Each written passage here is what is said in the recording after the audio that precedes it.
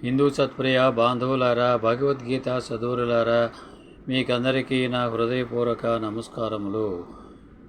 జై శ్రీరామ్, జై శ్రీకృష్ణ. భగవద్భక్తులారా, భగవద్గీత సదూరులారా, మీకందరికీ నా హృదయపూర్వక నమస్కారములు. మనము నిన్నటి వరకు భగవద్గీత 2వ అధ్యాయము సాంఖ్యయోగములో 31వ శ్లోకము నుండి 31వ శ్లోకం వరకు చెప్పుకొని ఉన్నాము.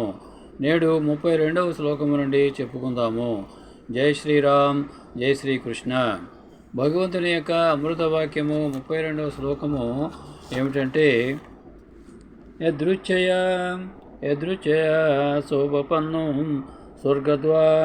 స్వర్గద్వారమపాహృతం సుఖినః క్షత్రియాః పార్థ లభంతే యుద్ధమీదృశం అనేది భగవంతుని యొక్క అమృత వాక్యము. దీనికి తాత్పర్యం ఏమిటంటే, భగవంతుడు ఏమంటున్నారు? ఓ పార్థ, స్వర్గ ద్వారాలను తమ కొరకు తెరిచే అటువంటి యుద్ధ అవకాశాలను కోరకుండానే పొందే క్షత్రియులు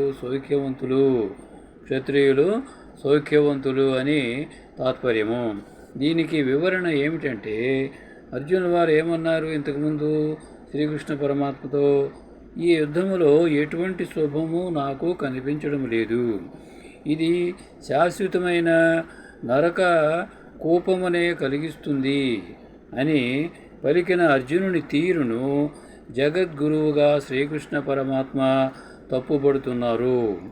అర్జునుని అటువంటి పలుకులు కేవలము అజ్ఞానము వలననే వచ్చాయి అని శ్రీకృష్ణ పరమాత్మ ఆలోచన చేశారు, భావించారు.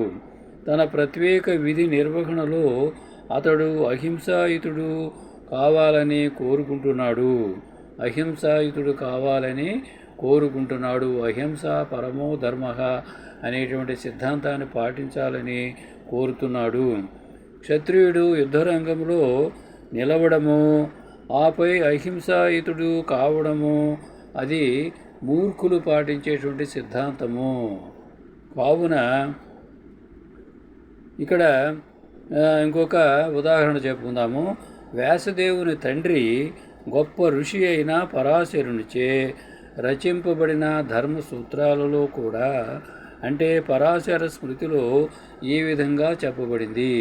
అది ఏమిటంటే, క్షత్రియో హి ప్రజారక్షన్ శస్త్రపాణి ప్రదండయన్ నిర్జిత్య పరసైన్యాదీక్షితిం ధర్మేణ పాలయేత్. అంటే పౌరులను, ప్రజలను అన్ని రకాలైన కష్టాల నుండి రక్షించడం క్షత్రియుని యొక్క, అంటే పరిపాలించే రాజు యొక్క ధర్మము. ఆ కారణంగా అతడు శాంతి భద్రతల కొరకు తగిన సందర్భాలలో హింసను చేయవలసి ఉంటుంది. కనుక అతడు శత్రురాజుల సైన్యాలను జయించి ఆ విధంగా ధర్మబద్ధంగా ప్రపంచాన్ని, తన రాజ్యాన్ని పరిపాలించాలి అనేది భావము. కావున ఈ విషయాలన్నింటినీ బట్టి అర్జునుడు యుద్ధాన్ని మానడంలో ఎటువంటి కారణము లేదు. అతడు తన శత్రువులను జయిస్తే రాజ్యాన్ని అనుభవిస్తాడు. ఒకవేళ యుద్ధములో మరణించినట్లయితే తన కొరకు ద్వారాలు తెరుచుకుని ఉన్నట్టి స్వర్గానికి అతడు చేరుకుంటాడు. ఇందులో ఏదైనా సరే యుద్ధం అతనికి లాభదాయకమే అవుతుంది అని మనం అర్థం చేసుకోవాలి. తరువాత భగవంతుని యొక్క దివ్యవాక్యము 33వ శ్లోకము. అధ చేత్వమిమం ధర్మ్యం సంగ్రామం నా కరిష్యసి తతః స్వధర్మం కీర్తిం చ హిత్వా పాపమవాప్యసి. దీనికి తాత్పర్యం ఏమిటంటే, భగవంతుని యొక్క ఈ దివ్య వాక్యానికి తాత్పర్యం ఏమిటంటే, జై శ్రీరామ్, జై శ్రీకృష్ణ. ఓ అర్జున, ఒకవేళ నీవు నీ యుద్ధ ధర్మమును నెరవేర్చకపోతే, నీ యుద్ధ ధర్మాన్ని నెరవేర్చకపోతే ధర్మమును అలక్ష్యపరిచినందుకు నిక్కముగా పాపమును పొందుతావు. ఆ విధంగా యోధుడు అనే నీ కీర్తిని కూడా నీవు కోల్పోతావు అని శ్రీకృష్ణ పరమాత్మ అర్జునుల వారితో చెప్తున్నారు. తరువాత దీనికి వివరణ ఏంటంటే మనము తెలుసుకోవాల్సింది, అర్జునుడు పేరుగాంచిన యోధుడు అనేది మనకందరికీ తెలుసును. పలువురు దేవతలతో శివునితో కూడా యుద్ధం చేసి అతడు కీర్తిని పొందాడు. వేటగాని రూపంలో ఉన్న శివునితో పోరాడి ఓడించి మెప్పించిన తరువాత అర్జునుడు అతని నుండి, ఎవరి నుండి? శివుని నుండి పాశుపతాస్త్రాన్ని బహుమతిగా పొందాడు. మరి అటువంటి గొప్ప మహాయోధుడు అర్జునుడు గొప్ప యోధుడని ప్రతి ఒక్కరికి తెలుసు. ద్రోణాచార్యుడు కూడా అతనికి వరాలిచ్చి గురువునైనా వధించగల విశేషమైన ఆయుధాన్ని కూడా ప్రసాదించాడు.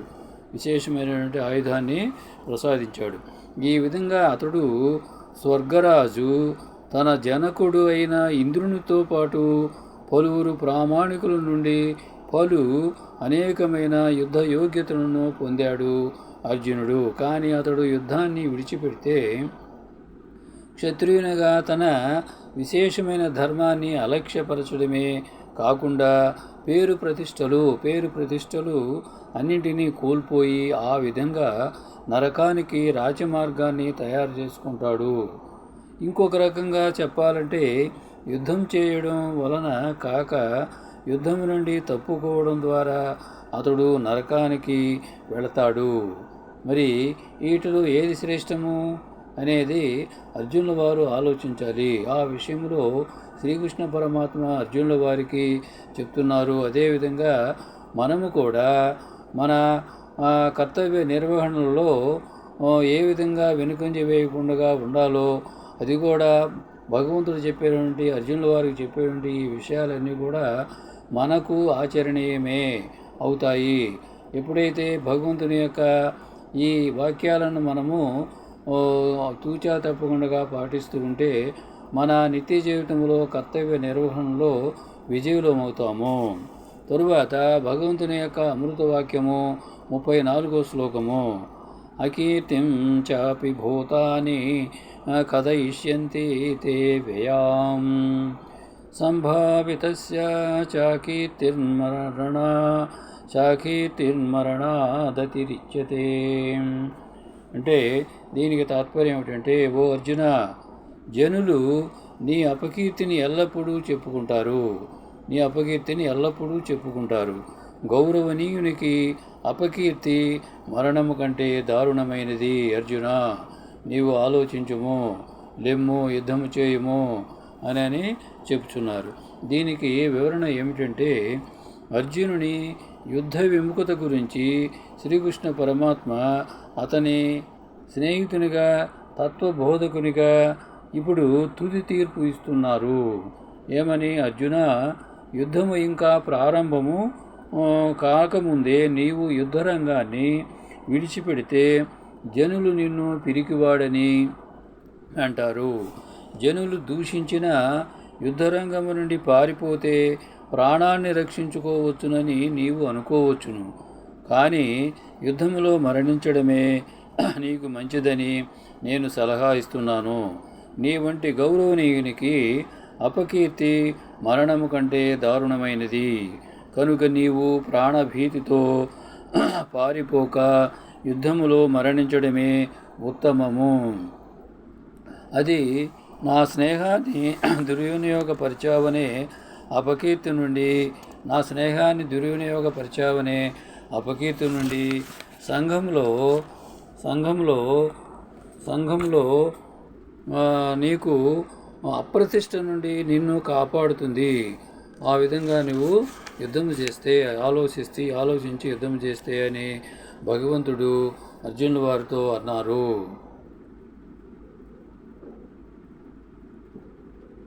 కావున భగవంతుని తుది తీర్పు ఏమిటంటే, అర్జునుడు యుద్ధములో మరణించాలే కానీ దాని నుండి తప్పుకోకూడదు. మరణించాలి, లేకపోతే జయించాలి అనే కానీ దాని నుంచి తప్పుకోకూడదు అనేది భగవంతుని యొక్క చిట్ట చివరి తీర్పు. అని మనం ఇక్కడ అర్థం చేసుకోవాలి. తరువాత భగవంతుని యొక్క దివ్య వాక్యము 35వ శ్లోకము. భయాద్ రణాదుపరతం మస్యంతే త్వాం మహారథాః येषां च त्वं बहुमतो भूत्वा यास्यसि లాఘవం. అంటే ఓ అర్జున నీ పేరు ప్రతిష్టల పట్ల గొప్ప గౌరవము కలిగినట్టి మహాసేనానులు కేవలము భయంతో నీవు యుద్ధరంగమును విడిచిపెట్టావని తలచి నిన్ను సులుకన చేస్తారు. నీవు భయంతో యుద్ధరంగాన్ని విడిచిపెట్టావని ఇక్కడ ఉన్నటువంటి గొప్పవారైనటువంటి వారు, ఇక్కడ ఉన్నటువంటి మహాసేనానులు వీరందరూ కూడా నిన్ను సులుకన చేస్తారు, సులుకనగా నిన్ను మాట్లాడతారు, హేళన చేస్తారు అని తాత్పర్యము. దీనికి వివరణ భాష్యం ఏంటంటే, శ్రీకృష్ణ పరమాత్మ తన తీర్పును అర్జునుడికి ఇవ్వడం కొనసాగించారు. ఇక ఇప్పుడు ఓ అర్జున, నీ సోదరులు పితామహుని పట్ల జాలితోనే నీవు యుద్ధరంగం నుండి వెళ్ళిపోయావంటూ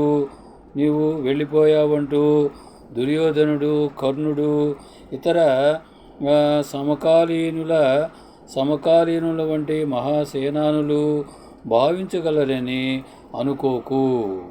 నీవు నీ సోదరులు పితామహుని పట్ల జాలితోనే నీవు యుద్ధరంగం నుండి వెళ్ళిపోయావని దుర్యోధనుడు, కర్ణుడు, ఇతర సమకాలీనుల వంటి మహాసేనానులు నిన్ను భావిస్తారని నువ్వు అనుకోకు. అది వట్టి భ్రమ. నీవు నీ ప్రాణభయంతోనే వెళ్ళిపోయావని వారు అనుకుంటారు తప్ప వేరే నిన్ను అనుకోరు. నిన్ను సులకనగా మాట్లాడతారు. ఆ విధంగా నీ స్వభావము గురించి వారికి ఉన్నట్టి మహా గౌరవము నాశనమవుతుంది. నీ స్వభావం ఏంటి? వీరత్వము, పరాక్రమము. నీ పరాక్రమము, నీ వీరత్వము మీద ఉన్నటువంటి వారి యొక్క గౌరవము అది నాశనమవుతుంది. అది కేవలము నీ భ్రమయే తప్ప వేరొకటి కాదు అర్జున అని భగవంతుడు అర్జునుల వారితో చెప్పారు. తరువాత భగవంతుని యొక్క అమృత వాక్యము 36వ శ్లోకము. అవాచ వాదాం చ బహూన్ వదివ్యంతి తవాహితాః నిందంతస్తవ సామర్థ్యం తతో దుఃఖతరం మా కిం దుఃఖతరం ను కిం. దీనికి తాత్పర్యం ఏమిటంటే, ఓ అర్జున, నీ శత్రువులు నిన్ను పలు క్రూరమైన మాటలతో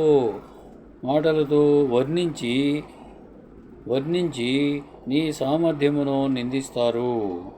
అంతకంటే నీకు దుఃఖతరమైనది ఏముంటుంది? ఆలోచించుము అని తాత్పర్యము. దీనికి భాష్యం ఏమిటంటే, అర్జునుని అనవసరమైన జాలి పట్ల ఆరంభంలో శ్రీకృష్ణ పరమాత్మ ఆశ్చర్యపోయాడు. అతని జాలి అనార్యులకు తగినట్టిదని ఆ దేవదేవుడు వర్ణించాడు. కానీ ఇప్పుడు పలు మాటలతో అతడు అర్జునుని నామమాత్ర జాలికి విరుద్ధంగా తన వాదనను నిరూపించారు. ఇక్కడ తరువాత మనము భగవంతుని యొక్క అమృత వాక్యము 37వ శ్లోకము. హతో వా ప్రాప్స్యసి స్వర్గం జిత్వా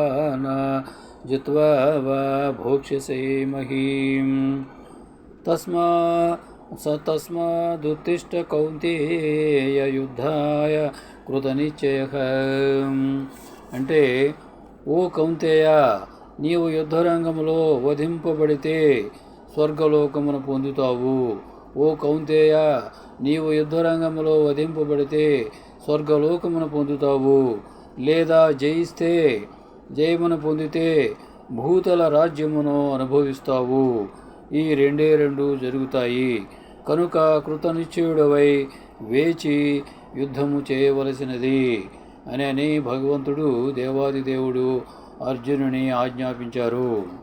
ఇక్కడ వివరణ ఏమిటంటే, తన పక్షానికి విజయం కలుగుతుందనే నిశ్చయం లేనప్పటికీ అర్జునుడు యుద్ధం చేసి తీరాలి.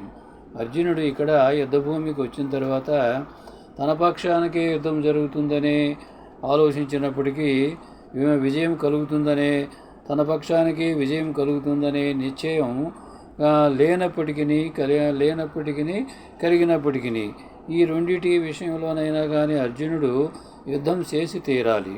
ఎందుకంటే అక్కడ వధింపబడిన అతడు స్వర్గలోకాలకు చేరుకోగలడు. ఆ యుద్ధంలో అతను వధింపబడిన స్వర్గలోకాలకు చేరుకోగలడు. జయించితే భూతల రాజ్యాన్ని అనుభవించగలడు అని ఇక్కడ మనం అర్థం చేసుకోవాలి. ఇంతటితోటి మనం విరమించుకుందాము. రేపు 38వ శ్లోకము నుండి చెప్పుకుందాము. జై శ్రీరామ్, జై శ్రీకృష్ణ. హరే కృష్ణ హరే కృష్ణ, కృష్ణ కృష్ణ హరే హరే. హరే రామ రామ రామ హరే హరే. శ్రీరామ జయ రామ జయ జయ రామ. శ్రీకృష్ణ జయ కృష్ణ జయ జయ కృష్ణ. భగవద్గీత శరణం శరణం. రామపాదం శరణం శరణం. కృష్ణపాదం శరణం శరణం. భగవద్గీత శరణం శరణం. భగవద్గీత అభయం అభయం. భారతదేశం శుభం శుభం. భగవద్గీత హిందూ జయం జయం. భగవద్గీత శరణం శరణం. భగవద్గీత శరణం శరణం. భగవద్గీత శరణం శరణం. భగవద్గీత శరణం శరణం. ఇట్లు భగవద్గీత హిందూ మిషన్. ఇట్లు భగవద్గీత హిందూ మిషన్. ఇట్లు భగవద్గీత హిందూ మిషన్. వెంకటరామ సేవక్. భారత మాతా की जय. जय हिंद.